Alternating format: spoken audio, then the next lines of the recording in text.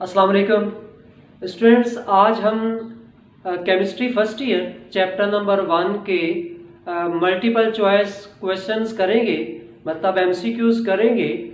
इस चैप्टर में जो है number of atoms, number of molecules, number of moles और स्टिचियोमेट्री से रिलेटेड एमसीक्यूज हैं। और एमसीक्यूज आप लोगों को हम जो है वो अब मल्टीमीडिया के थ्रू जो है वो समझाएंगे, लेकिन उसमें कुछ एमसीक्यूज ऐसे हैं जो कि ज़्यादा एक्सप्लेन करने वाले हैं, ज़्यादा समझाने वाले हैं। तो इसी वजह से उनको मैंने यहाँ पर आपके सामने बोर्ड पे लिखा है, ताकि पहले मैं उन एमसीक्यूज को जो कि समझाने वाले हैं वो समझा दूँ, उसके बाद फिर हम मल्टीमीडिया के थ्रू बाकी एमसीक्यूज को समझेंगे। देखिए स्टूडेंट, यहाँ पर पहला एमसीक्यूज है 9.8 gram of aqueous solution of H2SO4 contains dash moles of hydrogen ions। Student, हमें ये कहा गया है कि हमारे पास 9.8 ग्राम एक्वस सोल्यूशन है, किसका? सल्फ्यूरिक एसिड का। नहीं, सल्फ्यूरिक एसिड का सोल्यूशन है, कितना सोल्यूशन है? 9.8 ग्राम। ठीक है, 9.8 ग्राम H2SO4 हमारे पास इस सोल्यूशन के अंदर मौजूद है। यहाँ पर ये बात हो रही है, ठीक है, 9.8 ग्राम।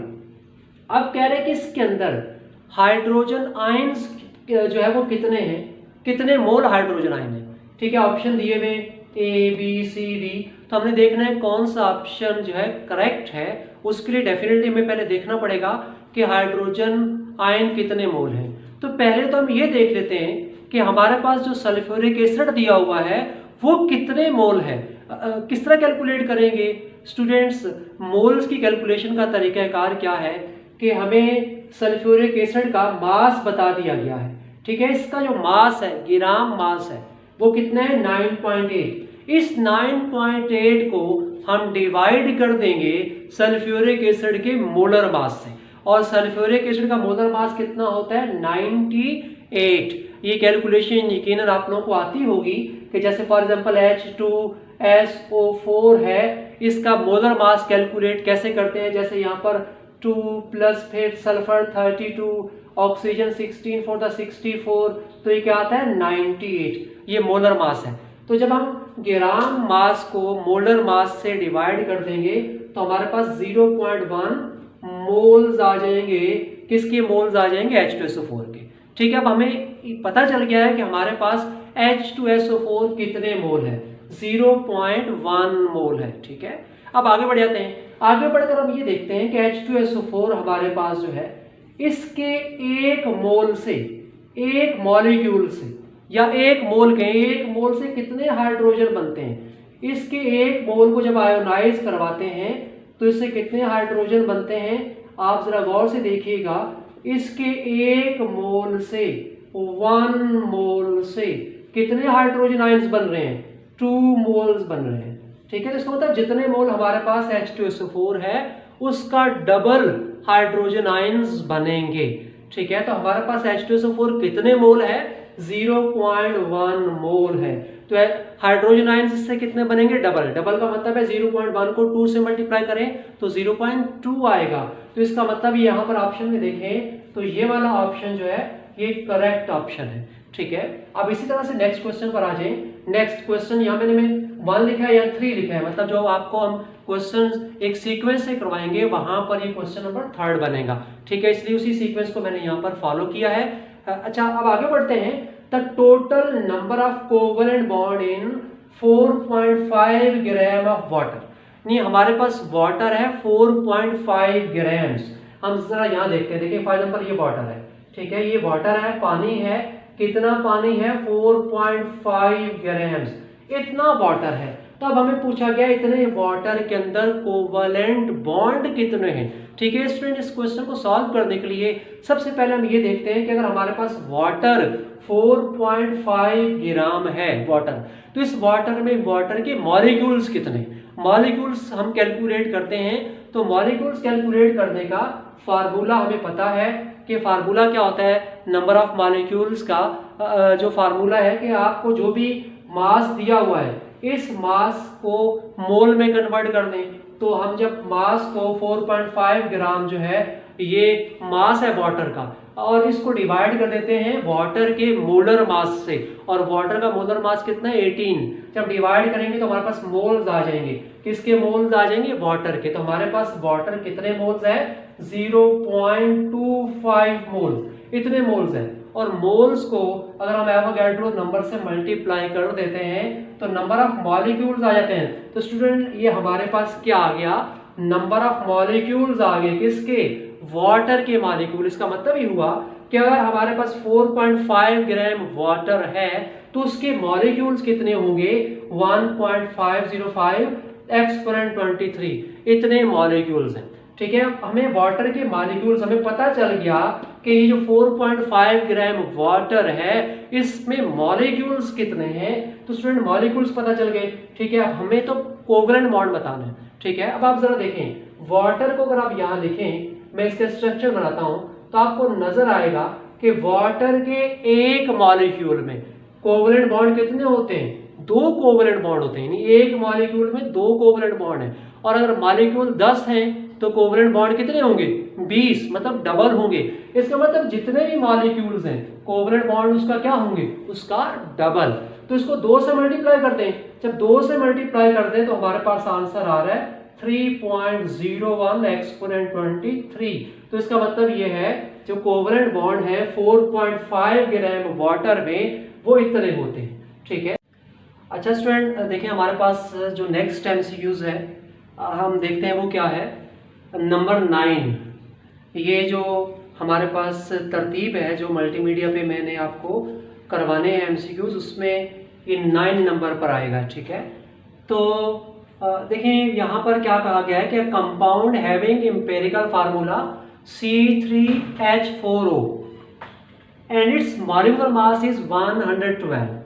Its molecular formula is, देखिए स्टूडेंट हमें एक कंपाउंड जो है उसका एम्पिरिकल फार्मूला बता दिया गया है। एम्पिरिकल फार्मूला बता दिया गया है और उस कंपाउंड का मॉलिक्यूलर मास बता दिया है। ठीक है, अब कहा गया है कि उस कंपाउंड का मॉलिक्यूलर फार्मूला क्या होगा? मॉलिक्यूलर फार्मूला, तो एम्पिरिकल फार्मूला हमें अगर पता हो और मॉलिक्यूलर मास भी पता हो, ठीक है, तो फिर हम मॉलिक्यूलर फार्मूला फाइंड आउट कर सकते हैं। कैसे? जरा देखिए, जरा गौर से देखें। हम क्या करेंगे, इस मॉलिक्यूलर मास को डिवाइड कर देंगे। किससे डिवाइड कर देंगे? मॉलिक्यूलर मास को जो है एम्पिरिकल फार्मूला मास, इस एम्पिरिकल फार्मूला मास से। ठीक है, इसी का ये मॉलिक्यूलर मास है। तो इस एम्पिरिकल फार्मूला मास को अगर आप कैलकुलेट करेंगे तो क्या आएगा? 56 आएगा। अगर आप यहाँ कैलकुलेशन करेंगे, ये कार्बन जो है दिया हुआ है, हाइड्रोजन है, ऑक्सीजन है। ठीक है, इसको कैलकुलेट करेंगे 36, 4 और 16, तो आंसर क्या आएगा आपके पास? 56 आएगा। ठीक है, उसके बाद इसी तरह से जब आप डिवाइड कर देंगे तो आंसर क्या आएगा? 2 आंसर आएगा। यानी कि molecular formula mass divided by empirical formula mass is equal to 2। ये जो 2 आया है इसको क्वोशिएंट कहते हैं। 2 जो है, इस 2 को हम किससे मल्टीप्लाई कर देते हैं? एम्पिरिकल फार्मूला से। जो एम्पिरिकल फार्मूला है, एम्पिरिकल फार्मूला से मल्टीप्लाई कर देते हैं। जब मल्टीप्लाई करें तो क्या आएगा? आंसर आएगा C6H8O2। ठीक है, 6 हो जाएगा 3 और ये 8 हो जाएगा और ये 2, राइट। तो इसका मतलब अब यहाँ देखते हैं हमारे पास जो राइट ऑप्शन है वो यहाँ पर, ये जो डी है, डी ऑप्शन, ये हमारे पास राइट ऑप्शन है। ठीक है, अब इसी तरह से नेक्स्ट क्वेश्चन पर चले जाते हैं। नेक्स्ट क्वेश्चन हमारे पास क्या है? कह रहा है what is the mass of water formed when 4 grams of hydrogen and 64 gram of oxygen combined together. ठीक है, जरा यहाँ देखें, इसको यहाँ देखें कि हाइड्रोजन हमारे पास है कितने ग्राम है? ये हमारे पास जी 4 ग्राम्स है। इसको मिलाया जा रहा है, ऑक्सीजन कितने ग्राम है? 64 ग्राम है। ठीक है, इसके साथ मिलाकर क्या बना रहे हैं? H2O बना रहे हैं। तो पूछा जा रहा है कि H2O कितने ग्राम्स बनेगा। ठीक है, ये हमने बताना है। ये लिमिटिंग रिएक्टेंट के जो न्यूमेरिकल्स हैं उनसे रिलेटेड न्यूमेरिकल है। पहले हम देखते हैं कि अगर ये 4 ग्राम है उससे कितने ग्राम बनेगा, और अगर ये 64 ग्राम है तो इससे कितने ग्राम बनेगा। हम इसको कैलकुलेट करते हैं। देखिए यहाँ कैलकुलेट किया हुआ है कि 4 ग्राम, देखिए हम इसके लिख देते हैं, यहाँ 4 ग्राम है, 32 ग्राम और 36। तो 4 ग्राम से कितना वाटर बनता है, अगर हाइड्रोजन 4 ग्राम है तो वाटर कितना बनता है 36 ग्राम 4 से, और 1 से कितना बनेगा 36 डिवाइडेड बाई 4। और फिर हमें कितने ग्राम दिया गया 4 ग्राम, तो 4 से कितना बनेगा वाटर, 4 से मल्टीप्लाई कर देते हैं, ठीक है, इसको 4 से मल्टीप्लाई कर देते हैं तो 36 ग्राम। इसका मतलब है कि अगर ये 4 ग्राम हाइड्रोजन है तो वाटर कितना बनाएगा 36 ग्राम, ठीक है। अब हम आगे बढ़ जाते हैं, हम देखते हैं कि ऑक्सीजन 64 ग्राम है, ये कितना वाटर बनाएगा, 32 ग्राम से कितना बनेगा 36, 1 से कितना बनेगा 36 अपॉन 32, फिर 64 से कितना बनेगा 36 अपॉन 32 इंटू 64, तो क्या आएगा 72 ग्राम। यहाँ देखिए हाइड्रोजन कितने ग्राम बनाता है 36, ऑक्सीजन कितने बनाता है 72, तो एक्चुअली इसमें हाइड्रोजन 36 ग्राम जब वाटर बनाएगा तो हाइड्रोजन क्या हो जाएगा, कंप्लीटली कंज्यूम हो जाएगा, रिएक्शन रुक जाएगा, क्योंकि ये लिमिटिंग रिएक्टेंट है, जितनी अमाउंट ये बनाएगा उतनी अमाउंट जो है वो फाइनली बनेगी। इसका मतलब ये हुआ कि इसके अंदर जो बनेगा वाटर एक्चुअली कितनी अमाउंट बनेगी 36 ग्राम सी। तो स्टूडेंट ये तरीक़ाकार है कि हम जो है किस तरह से एमसीक्यूज़ को सॉल्व करते हैं। ये कुछ एमसीक्यूज़ थे जो कि मैं समझ रहा था कि आपको बोर्ड पर समझाने चाहिए और उनको एक्सप्लेन करना चाहिए, वो मैंने आपको एक्सप्लेन कर दिए, समझा दिए। अब हमने बहुत सारे एमसीक्यूज़ और पढ़ने हैं, अब हम उनको मल्टीमीडिया के थ्रू पढ़ेंगे, ठीक है। अब हम मल्टीमीडिया पे स्टार्ट करते हैं, ठीक है। अच्छा स्टूडेंट, अब हम जो एमसीक्यूज़ हैं उनको बाकायदा मल्टीमीडिया से स्टार्ट करते हैं। हम देखते हैं कि एमसीक्यूज़ नंबर 1 क्या हमारे पास। एमसीक्यूज़ नंबर 1 है 9.8 gram of aqueous solution of H2SO4 contains dash moles of H ions. ये आपको मैंने अभी बोर्ड पे सॉल्व करवा चुका हूँ, इसलिए आपको पता है कि इसका आंसर आपके पास 0.2 यानी कि बी ऑप्शन आया था। तो उसके बाद हम नेक्स्ट पर चले जाते हैं। नंबर 2 में है 1 mole of C2H5OH contains number of oxygen atoms. Student बड़ा समझने वाला, तवज्जो से समझने वाला ये एमसीक्यूज़ है। कह रहा है कि हमारे पास जो इथाइल अल्कोहल है वो कितना है 1 मोल है, ठीक है। तो बताना है कि ऑक्सीजन के कितने एटम्स हैं, ये पूछा गया ऑक्सीजन। सबसे पहले तो आप ये देखें कि अगर हमारे पास ये 1 मोल इथाइल अल्कोहल है तो 1 मोल के मॉलिक्यूल्स कितने बनेंगे। अकॉर्डिंग टू एवोगैड्रोज नंबर 1 मोल में कितने मॉलिक्यूल्स होते हैं 6.02 10 पावर 23। तो स्टूडेंट आप देखिए इसके, अगर आप गौर करें, इसके 1 मॉलिक्यूल में कितने ऑक्सीजन हैं, 1 ऑक्सीजन एटम है 1 मॉलिक्यूल में। तो इसका मतलब ये हुआ कि इसके जितने मॉलिक्यूल्स हैं उतने ही इसके अंदर क्या हैं एटम्स हैं। कितने 1 मोल में कितने मॉलिक्यूल्स हैं 6.02 10 पावर 23 मॉलिक्यूल्स हैं, तो एटम्स भी इतने ही बनेंगे किसके, ऑक्सीजन के, ठीक है स्टूडेंट। अब नेक्स्ट हम देखते हैं हमारे पास क्या एमसीक्यूज़ है। नेक्स्ट है a beaker containing 9 grams of water, the number of H atoms is. देखिए स्टूडेंट यहाँ पर बात हो रही है कि 9 ग्राम H2O है, ठीक है। अब 9 ग्राम अगर H2O है तब हमने ये बताना है कि इसके अंदर हाइड्रोजन एटम्स की तादाद बतानी, बड़ा तवज्जो समझने वाला है। सबसे पहली बात तो यह है कि हम ये देखेंगे कि हमारे पास अगर वाटर 9 ग्राम है तो उसके अंदर जो है मॉलिक्यूल्स कितने होंगे। ये 9 ग्राम देखिए नज़र आ रहा है आपको, 9 ग्राम वाटर।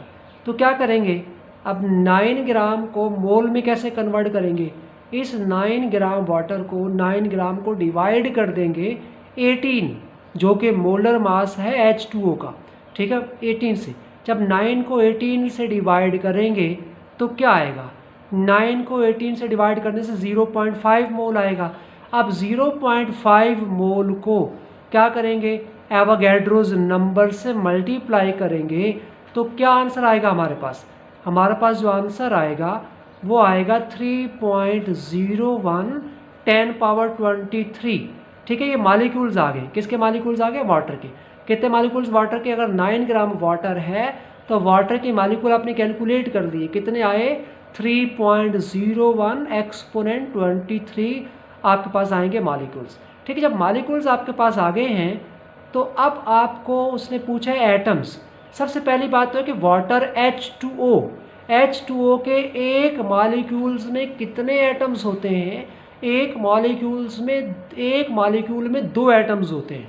ठीक है, तो आपके पास जितने भी मॉलिक्यूल हैं एटम उसका डबल होंगे। तो मॉलिक्यूल कितने आए हैं 3.01 एक्सपोनेंट 23 मॉलिक्यूल्स आए हैं। उसको किससे मल्टीप्लाई कर देंगे, उसको 2 से मल्टीप्लाई कर देंगे तो आपके पास क्या आ जाएंगे एटम्स, कितने एटम्स आ जाएंगे 6.02 एक्सपोनेंट 23।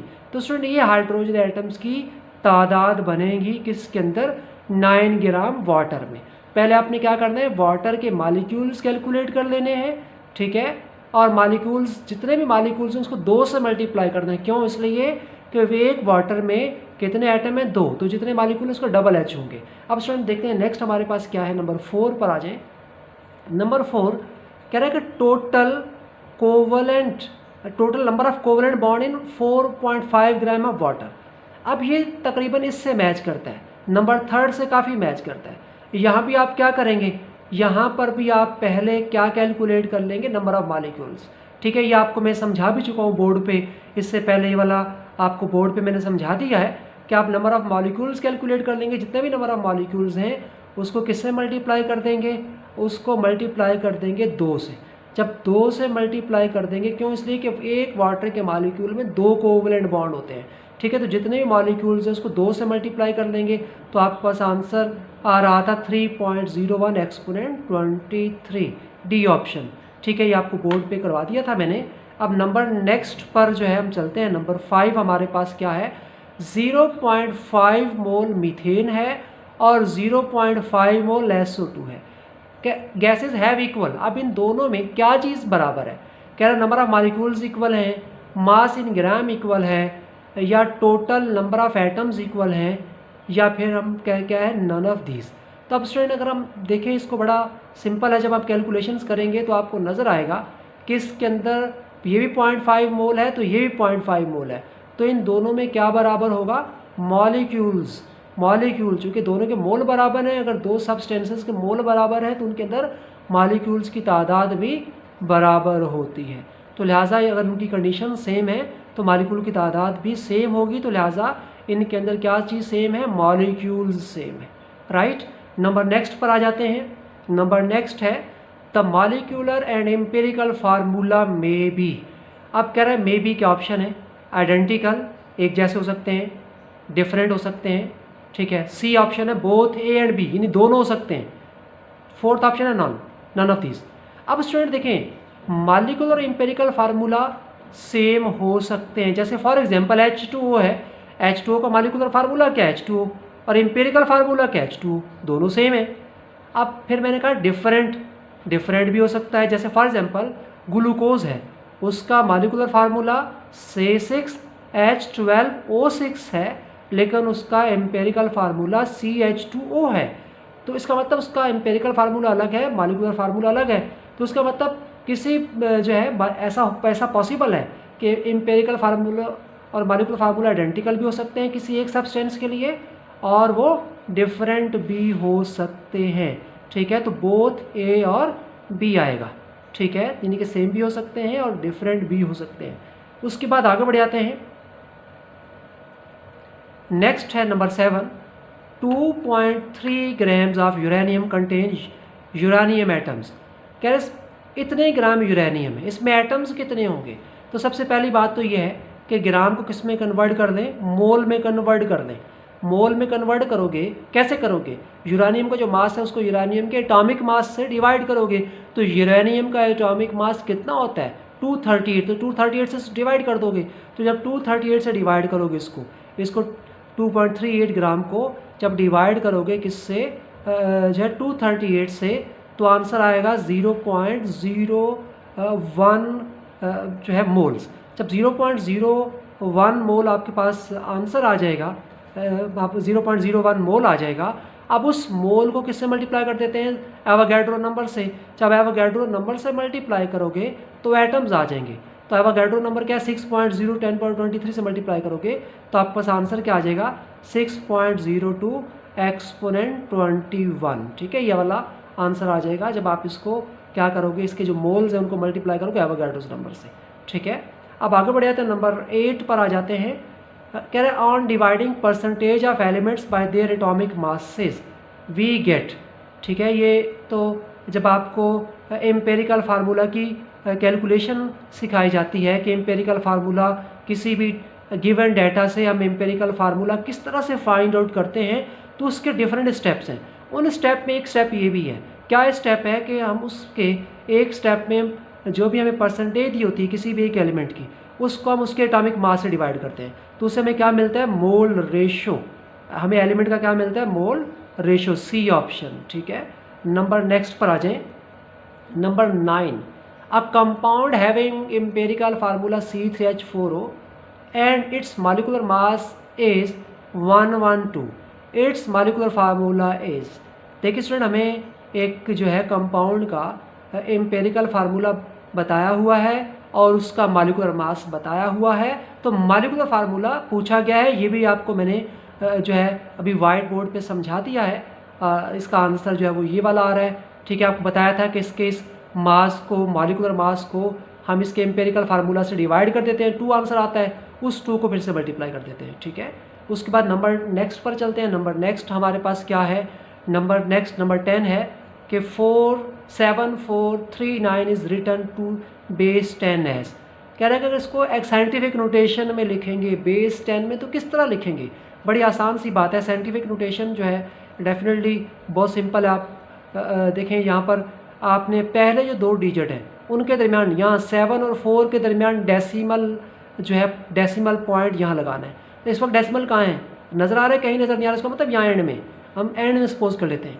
अब यहाँ से उठाकर यहाँ से ये देखिए यहाँ लेकर आएंगे, 3 डिजिट क्रॉस करेंगे, यानी कि 1 2 3 डिजिट क्रॉस करेंगे तो 10 7.4 फिर 10 पावर 3, तो आंसर आएगा ये वाला 7.439 10 पावर 3 यानी एक्सपोनेंट 3।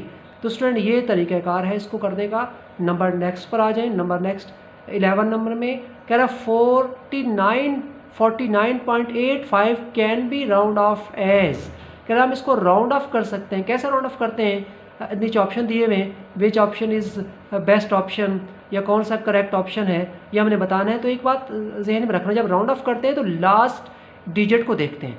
लास्ट डिजिट अगर 5 से बड़ा हो तो यहाँ पर 1 बढ़ा देते हैं, 5 से छोटा हो तो हम उसको ऐसे ही हटा देते हैं। लेकिन अगर 5 खुद हो 5 तो फिर क्या करते हैं, इसके आगे वाले डिजिट पे क्या इम्पैक्ट आता है, हम देखते हैं ये ऑड है ये इवन है। अगर इवन है तो उसको कोई चेंज नहीं करते, 5 को ऐसे ही हटा देते हैं, और अगर ऑड है तो उसमें 1 ऐड करते हैं। तो इस वक्त आप देखें इन तमाम सिचुएशन में आपको नज़र आ रहा है कि यहाँ 5 है और यहाँ पर क्या है, इवन है, तो लिहाजा 5 को हटा देंगे या कोई चेंज नहीं करेंगे। तो आंसर क्या आएगा 49.8, यानी कि 49.8 मतलब ये बी ऑप्शन आंसर आएगा। ठीक है, नंबर नेक्स्ट पर आ जाए, नंबर 12। नंबर 12 में 580.0 हैव डैश सिग्निफिकेंट फिगर्स। कितने सिग्निफिकेंट डिजिट हैं, रूल्स अगर आप याद करें तो रूल्स के अंदर आपको बताया गया था कि अगर डेसिमल के बाद 0 आ रहा है और डेसिमल किसके साथ है, किसी 1 या 1 से बड़ी वैल्यू के बाद डेसिमल है। ठीक है, यहाँ पर इस साइड पर 1 से बड़ी वैल्यू है, उसके बाद डेसिमल, और उसके बाद अगर कोई 0 आ रहा है तो वो 0 क्या होता है, सिग्निफिकेंट, उसको काउंट किया जाता है। तो लिहाजा उस रूल के मुताबिक इसके अंदर 4 सिग्निफिकेंट डिजिट्स हैं। ये देखें 4 आंसर आ गया। ठीक है, अब नेक्स्ट पर आते हैं नंबर 13 पर। नंबर 13 देखें ज़रा क्या है, the simplest whole number ratio of atom in compound is called, जो है एम्पेरिकल फार्मूला। ये तो बहुत सिंपल है कि जो भी एटम्स के दरमियान रेशो होता है, सिंपलेस्ट रेशो, उसको एम्पेरिकल फार्मूला कहते हैं। ठीक है, उसके बाद नेक्स्ट क्या है कि chemical formula based on the actual number of atoms. ऐसा फार्मूला जो एक्चुअल एटम बताता है उसको क्या कहते हैं, मॉलिक्यूलर फार्मूला। ठीक है, तो स्टूडेंट ये भी आसान है। हम नेक्स्ट पे आ जाते हैं, नंबर 15। अब कह रहा है 0.1 मोल H2SO4 किसके बराबर होगा, ये ऑप्शन दिए हुए हैं। ठीक है, कितने ग्राम के बराबर होगा। अब 0.1 में कितने ग्राम हैं, तो हम बड़ा आसान है कि जितना भी मोल दिए हुए हैं इस मोल को हमने मास में कन्वर्ट करना है, तो मोल को किससे मल्टीप्लाई कर देते हैं, मोलर मास से। तो H2SO4 का मोलर मास कितना होता है, 98 होता है। तो आप 0.1 को क्या करेंगे, 98 से मल्टीप्लाई कर देंगे तो क्या आंसर आ जाएगा, 9.8 ग्राम, बी ऑप्शन। ठीक है, नेक्स्ट चलते हैं हम। नेक्स्ट हमारे पास नंबर 16 है, the number of atoms in 22.4 decimetre cube of oxygen gas at STP। Number of atoms of जो है number of atoms in 22.4 decimetre cube of oxygen, ये बड़ा इंटरेस्टिंग है। देखें यहाँ पर उसने कहा कि इतने डेसीमीटर क्यूब, नहीं वॉल्यूम बता दिया ऑक्सीजन का। ऑक्सीजन गैस मतलब O2, O नहीं O2, गैस क्या होती है O2, O2 इतने वॉल्यूम है। अब इतने वॉल्यूम का मतलब होता है, इतना वॉल्यूम किसके बराबर होता है, 1 मोल। तो इसका मतलब ऑक्सीजन हमारे पास कितने मोल है, 1 मोल। और 1 मोल में मॉलिक्यूल्स कितने होते हैं, मॉलिक्यूल्स होते हैं 6.02 10⁻23 मॉलिक्यूल्स होते हैं। लेकिन यहाँ मॉलिक्यूल्स नहीं, एटम्स पूछे हैं। तो एक ऑक्सीजन में कितने एटम होते हैं, एक मॉलिक्यूल में 2 एटम होते हैं। तो जितने मॉलिक्यूल्स को क्या करेंगे, 2 से मल्टीप्लाई कर देंगे। तो लिहाजा जब 2 से मल्टीप्लाई करेंगे 6.0 10⁻23 को जब 2 से मल्टीप्लाई करेंगे तो आंसर क्या आएगा, 1.204 एक्सपोनेंट 24, सी ऑप्शन। ठीक है स्टूडेंट, अब नेक्स्ट पर चलते हैं। Number 17, 46000 has dash significant figures. फिर एक रूल आपको याद दिला दूं, एक रूल आपको बताया गया था कि 0 जो कि राइट एंड पर आते हैं और जिनसे पहले कोई डेसिमल नहीं होता, ठीक है, डेसिमल ना हो तो ये सब नॉन सिग्निफिकेंट होते हैं। तो लिहाजा ये नॉन सिग्निफिकेंट है, पहले कोई डेसिमल नहीं है। इसका मतलब ये हुआ कि इसके अंदर सिर्फ 2 सिग्निफिकेंट डिजिट है। तो आंसर क्या आ जाएगा, 2। अब स्टूडेंट यानी कि ये ऑप्शन जो है ये आपके पास आंसर है। अब नेक्स्ट हम देखते हैं क्या है। नंबर 18 कह रहे हैं 0.0010 हैज़ डैश सिग्निफिकेंट फिगर्स। बड़ा इंटरेस्टिंग है। लेकिन यहाँ पे एक और रूल आ गया। वो रूल क्या है कि अगर कोई वैल्यू 1 से स्मॉलर है, ठीक है, तो उसमें डेसिमल के बाद जो 0 है, जैसे 1 से देखें ये 1 से पहले जो 0 आ रहे हैं, ठीक है, नॉन ज़ीरो 1 से पहले जो 0 आ रहे हैं वो 0 जो है वो काउंटेबल नहीं है। ठीक है, ये 1 से स्मॉलर वैल्यू है और उसमें जो डेसिमल के बाद 0 आएंगे, किसके से पहले 0 आएंगे, किसी भी नॉन ज़ीरो वैल्यू से पहले 0 आएंगे, ये काउंटेबल नहीं होंगे। लिहाजा इसके अंदर 1 और 2 ये 2 सिग्निफिकेंट डिजिट हैं, ये वाले नहीं। तो लिहाजा आंसर क्या आएगा, 2 आंसर आएगा, ए ऑप्शन। ठीक है, ऑप्शन ए। अब नेक्स्ट वन देखते हैं क्या है। Number 19 the characteristics of 43523 is. Characteristic कैसे बताते हैं, ये भी बड़ा इंटरेस्टिंग है। देखिए सबसे पहली बात तो है कि हम करेक्टरिस्टिक बताने के लिए आप अपने जहन में यूँ इसको लेकर आएँ कि हम इसको साइंटिफिक नोटेशन में कन्वर्ट करना चाहते हैं। फॉर एग्जांपल आप अपने जहन में यूँ लेकर आएँ। और साइंटिफिक नोटेशन के बारे में भी हमने इससे पहले भी आपको बताया कि पहले 2 डिजिट के दरमियान डेसिमल लेकर आएंगे। तो डेसिमल फॉर एग्जाम्पल यहाँ पर है, तो 1 2 3 4 डिजिट को जंप करके यहाँ पर हम डेसिमल यहाँ लेकर आएंगे। तो इसका मतलब यहाँ पर आपने 4 डिजिट को जंप किया है तो करेक्टरिस्टिक क्या बनेगा, 4 बनेगा। तो डी ऑप्शन आएगा। अब स्टूडेंट इस तरह से हम नेक्स्ट देखते हैं क्या है। नेक्स्ट है 0.1 mole of H2O contains. 0.1 mole H2O में कितने एटम्स होते हैं, किसके, ऑक्सीजन के। पहले तो हम देखते हैं कि 0.1 में H2O के मॉलिक्यूल्स कितने होते हैं। अब देखें 0.1 को मल्टीप्लाई करते थे एवोगाड्रो नंबर से, एवोगाड्रो नंबर से मल्टीप्लाई करेंगे तो क्या आएगा, यानी एवोगाड्रो नंबर क्या है 6.02 एक्सपोनेंट 23 से मल्टीप्लाई करें तो आंसर क्या आएगा, आंसर आएगा 6.02 एक्सपोनेंट 22 आंसर आएगा। इतने मॉलिक्यूल्स आएंगे। अब एक मॉलिक्यूल में कितने एटम्स ऑक्सीजन, और गौर से देखें, ये नज़र आ रहा है आपको, ये यहाँ पर कर्सर है, एक ऑक्सीजन एटम है। तो अगर एक मॉलिक्यूल में एक एटम है तो जितने मॉलिक्यूल है उतने ही एटम है। तो इसका मतलब मॉलिक्यूल कितने हैं, 6.02 एक्सपोनेंट 22। इतने मॉलिक्यूल्स हैं तो एटम्स भी इतने ही होंगे। देखें ये बी ऑप्शन आएगा। नेक्स्ट देखें स्टूडेंट, अब हमारे पास नेक्स्ट 21 पे है 1 मोल ऑफ S8 एक मॉलिक्यूल है, सल्फर का मॉलिक्यूल है। कह रहे हैं कि इसमें कितने एटम्स हैं सल्फर के। ठीक है, अब पहली बात तो ये है कि 1 मोल में मॉलिक्यूल्स कितने होते हैं, 1 मोल में मॉलिक्यूल होते हैं 6.02 10⁻23 इतने मॉलिक्यूल्स होते हैं। अब इसके एक मॉलिक्यूल में एटम कितने हैं, 8। तो जितने मॉलिक्यूल्स हैं उसको क्या करेंगे, 8 से मल्टीप्लाई कर देंगे। 8 से देखें ये मल्टीप्लाई कर दिया तो सी ऑप्शन आएगा। ठीक है स्टूडेंट, अब नंबर 22 पर आ जाएं। कह रहा है what is the mass of water found when 4 grams of H2 and 64 gram of O2 combined together. ये वही MCQs है जो कि आपको वाइट बोर्ड पे मैं पहले समझा चुका हूँ और इसका आंसर भी पहले आप बता चुके हैं। इसका आंसर 36 ग्राम यानी कि सी ऑप्शन जो है इसका आंसर आया था, हमने कर लिया था, ठीक है, तो इसलिए इसको अब नहीं समझाऊंगा मैं। अब स्टूडेंट इसके बाद हम आ जाते हैं किस के आंसर की, ये आंसर की आपके सामने आ चुकी है। आपने क्या करना है कि इस आंसर की जो है इसको भी देख लेना है और इसके तमाम जितने भी आपके सामने स्क्रीन पर जो है क्वेश्चंस आए हैं और अभी आंसर की आप सबका स्क्रीनशॉट ले लें ताकि आपके पास ये सारा मटेरियल आ जाए। तो इंशाल्लाह आप नेक्स्ट जो लेक्चर होगा उसमें चैप्टर नंबर 2 आप लोगों को यानी कि नेक्स्ट चैप्टर के MCQs करवाएंगे।